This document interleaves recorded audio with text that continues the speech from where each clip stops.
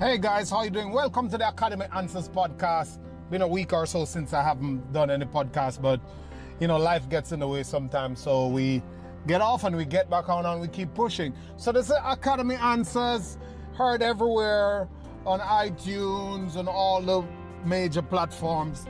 And we're just uplifting and inspiring people, talking about success, happiness, full potential, and how we all have greatness in us. And by doing that and running our blog for the last 3 years, Facebook blog, plus what the work we do on our Instagram, on our Facebook, on our YouTube, we have amassed a good chunk of followers who often reach out to us to say, hey, I'm struggling with this.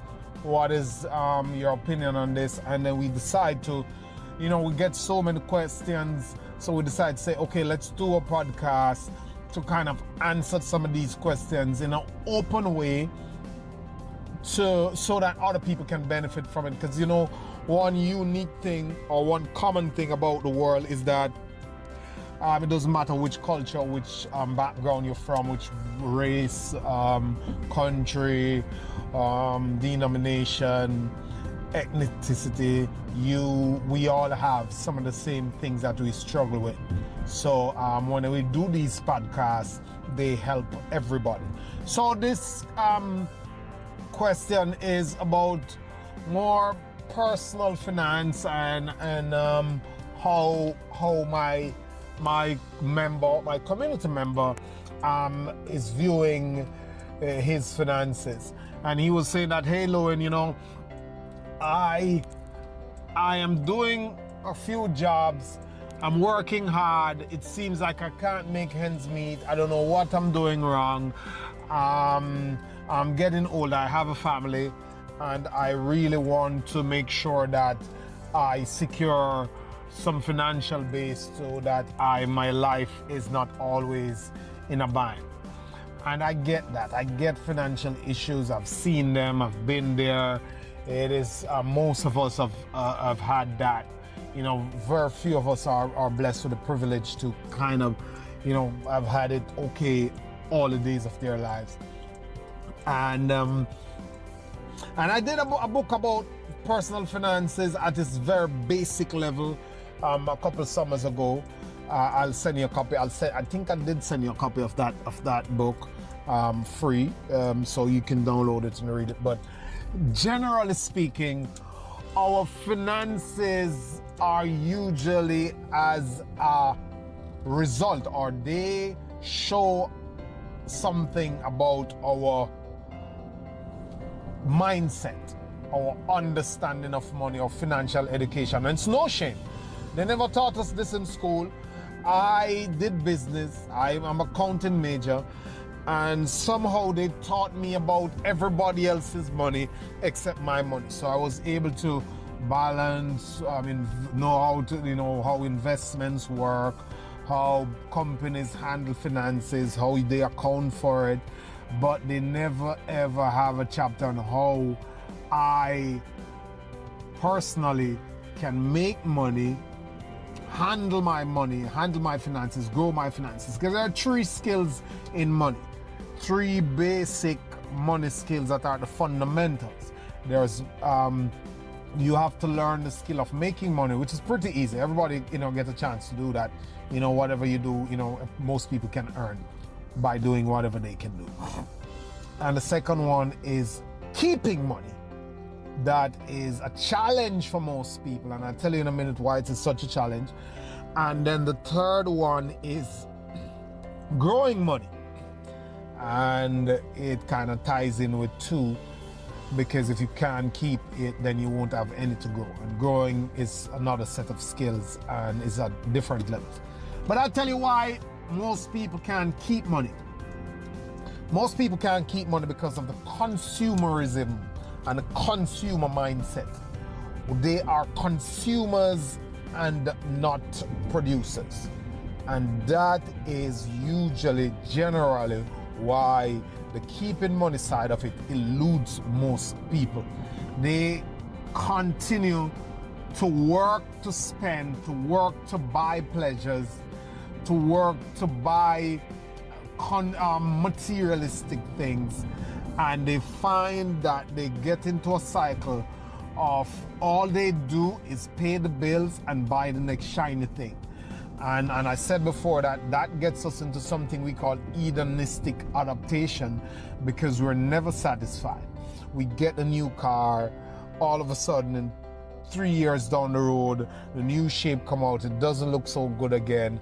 That new one that has automatic headlights that come on in the night, and warmer seats, and custom positioning for the driver that adjusts to your fit every time you goes in, now becomes more appealing, and you get it and you want something else. Because if you listen to most people have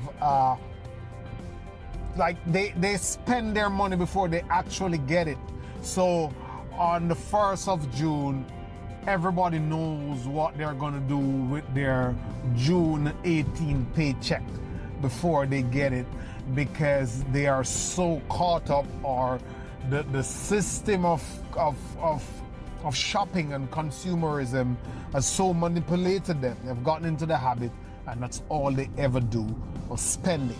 Show me your credit card statement, show me how you spend your time, and I'll tell you what your idea of money is, your money mindset. And that's powerful. What is your money mindset? What do you do with your money? Which book are you reading? Which program you're buying? Which course you're buying? How are you upgrading your skill? Because you might be grinding at that job, and I come closer and closer to your answer. You might be grinding at a job, you might be doing 3, 4, 5, 6, 7, 10 different jobs. But where is that money going? While you squander your health, while you go so hard, while you put so much effort into it, while you stay away from your family so much, while you sacrifice so much of everything else to get this money, what is the game plan? How much money from which job is going where? And do you plan to extend your time doing all these jobs forever? And how long are you planning to do it? Because it's not sustainable. What is the plan? Okay, I have job A, and job A pays all my bills. I have job B. Half of job B is to take me out of debt.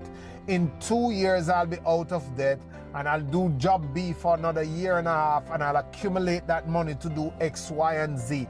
You see, we buy every gadget we do, and I'm not speaking to you per se exactly, because I don't know what your circumstances are and what you do with your money, but I'm just saying that the general thing is that we buy every gadget, we upgrade everything, but we are not upgrading ourselves so that we can get a higher paying skill, so that we can get more paid for, so that more money can come to us per hour. We value more and are able to deliver more value and get more money, because you don't get paid for your time.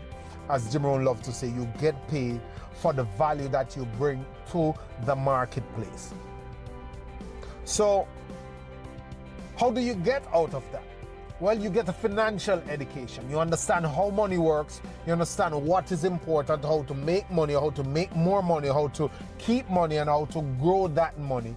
And you will find out, as this the guy who does bar or reorganization on TV says, that he was finding out that the budget that he had, that he is thinking that he couldn't meet his expenses, really never existed.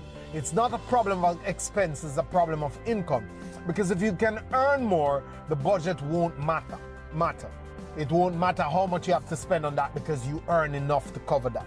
So it is a matter now of bills are high, inflation is high. How can I earn more to cover these? And what thing can I do with what I have? How can I leverage what I now make to earn more down the road, to take off some of this thing off my back, so I don't have to physically there to make every cent? Because you have residual bills, you must get residual income. And as this quote says, and I leave it here, unless you find a way to earn money while you sleep, you'll always be in a crisis for money. Have a good day. Thank you. Always a pleasure coming to you. I hope that helps someone.